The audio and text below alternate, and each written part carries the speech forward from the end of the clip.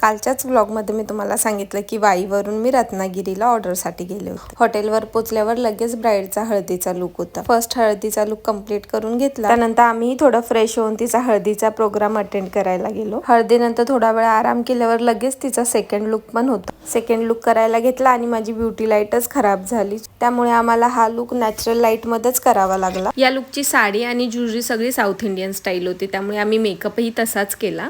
Hair आणि makeup करून घेतले आणि ह्या व्हिडिओ मी मोबाईलची टॉर्च लावून शूट केले आहेत।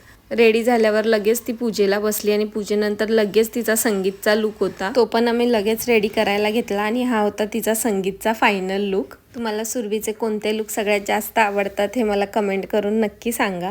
थोड्या वेळाने तिच्या फ्रेंड्सने तिची खूप सुंदर अशी एंट्री केली आणि त्यानंतर संगीतला सुरुवात झाली। खूप मस्त मस्त डान्स बघत आजचा दिवस आमचा इथेच संपला। मी तिचा विधी आणि रिसेप्शनचा लुक दाखवणार आहे, त्यामुळे उद्याचा व्लॉग नक्की बघा।